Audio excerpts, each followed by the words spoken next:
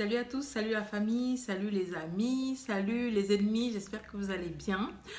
Aujourd'hui, je fais cette vidéo pour répondre aux questions concernant l'entretien des cheveux crépus que j'ai posé mercredi dernier.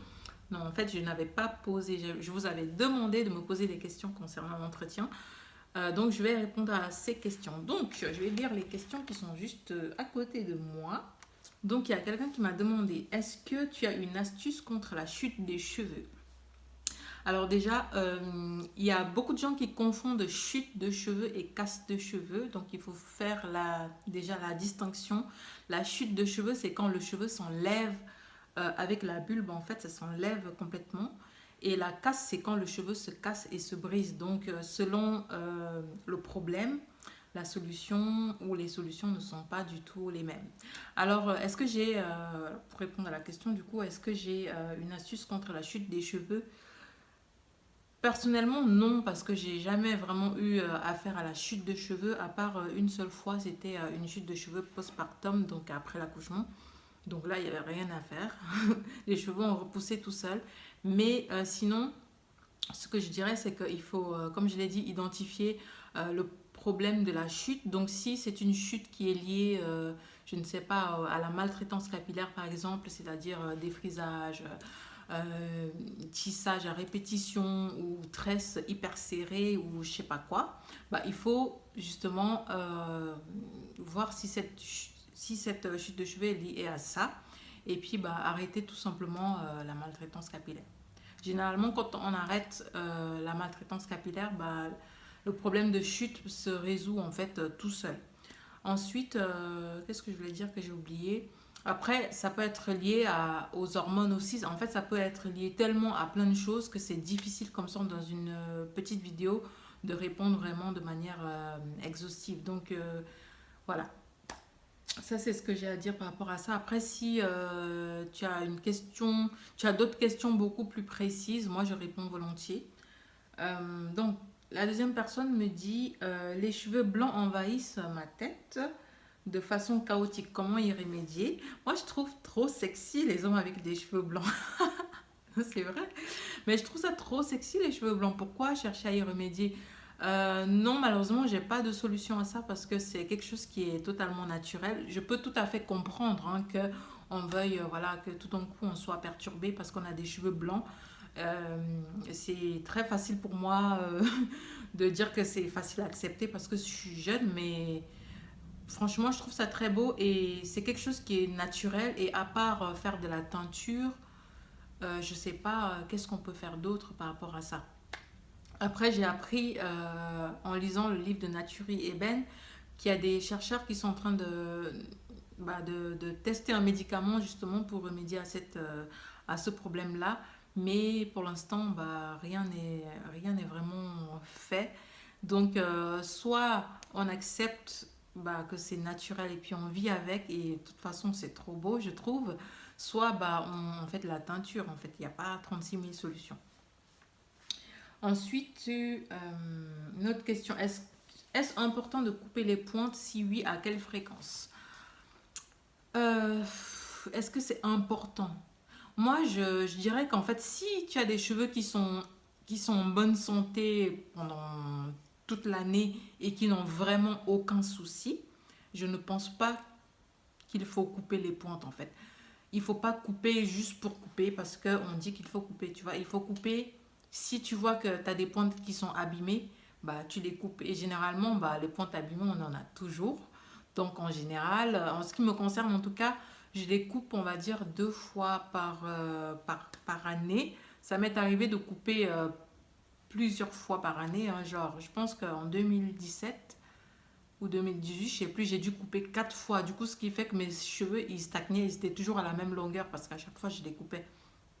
Mais sinon, c'est vraiment pas obligatoire. Donc, il faut vraiment. Ce que je fais, c'est que je regarde les pointes. Si tu regardes tes pointes et que tu vois que tu as des cheveux qui sont en fourche, donc en fait, c'est un brin de cheveux qui se divise en deux. Et en fait, c'est important de couper justement pour pas que ça se divise et puis que ça remonte jusqu'à la racine et que du coup, tu te retrouves avec des cheveux extrêmement abîmés en fait. C'est pour ça qu'il faut les couper. Mais sinon, s'ils sont vraiment très bien, franchement, je pense pas que c'est vraiment une obligation quoi, de découper. Alors, une autre question de Nzinga. Alors, nous avons besoin des produits pour nos cheveux ici sur place au Cameroun, donc j'imagine. Mais malheureusement, on ne trouve pas. Tout se trouve en Occident. Alors, non. Au Cameroun, je connais deux marques de produits cosmétiques capillaires conçus pour des cheveux crépus qui sont faits au Cameroun. Par contre, je vais peut-être mettre les noms des pages en commentaire pour que tu puisses aller voir. Donc il y en a deux, c'est vrai que deux sur tout le territoire, c'est pas énorme. Après, j'en connais que deux, hein, peut-être qu'il y en a plusieurs.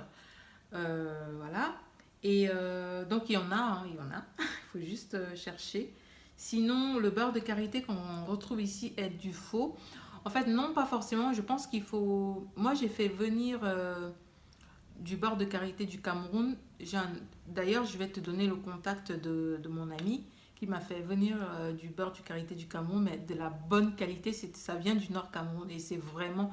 Franchement, ce beurre, ils sont vraiment du vrai beurre de karité. La couleur, elle est impeccable, la texture, mais elle est magnifique, quoi. Donc, ouais, au Cameroun, il y a du vrai beurre. C'est juste qu'il faut avoir des contacts, des vrais contacts qui ne cherchent, qui ne chercheront pas à t'escroquer ou comme ça.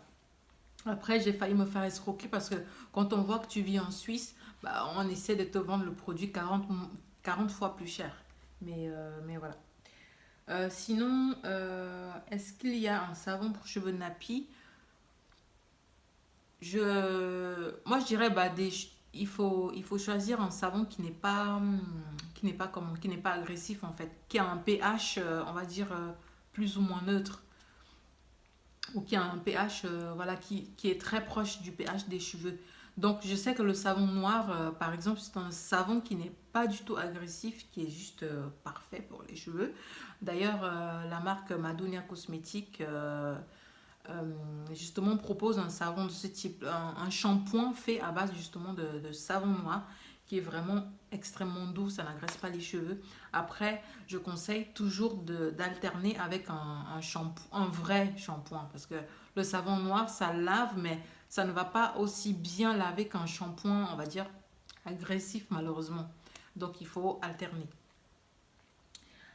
Comment faire pour éviter le shrink après le lavage? Alors moi, ce que je fais, c'est que à chaque fois que je me lave les cheveux, bah, je vais faire des twists, quoi. Je fais des twists. Donc je me lave les cheveux, je viens de terminer. J'applique ma crème capillaire, je fais des twists. Ou parfois, quand je suis vraiment paresseuse et que j'ai envie de rien faire, je vais juste faire deux grosses nattes sur ma tête. Et le lendemain, bah, quand j'enlève, mes cheveux sont certes un peu shrinkés, mais pas autant que si je les avais laissés comme ça. Donc, en fait, il faut jamais laisser les cheveux comme ça se balader après le shampoing. Il faut toujours soit faire des tresses au fil, mais c'est vrai que les tresses au fil, il faut vraiment connaître la bonne technique pour pas que ça assèche les cheveux. Soit faire des twists, donc des vanilles, soit faire des nattes. Ou... En tout cas, il ne faut pas les laisser comme ça parce que voilà, c'est en les laissant comme ça ou se balader qu'ils se shrink. Ensuite, dernière question de Raoul. Il n'y a rien pour les hommes? Non, je n'ai rien pour les hommes. La question est un petit peu vague. Donc, en tout cas, toi, Raoul, tu as la tête plutôt lisse. Donc, je ne sais pas ce que je pourrais te conseiller. Donc, voilà, j'espère que la vidéo n'a pas été trop longue. 9 minutes. Voilà. À bientôt. Bye bye.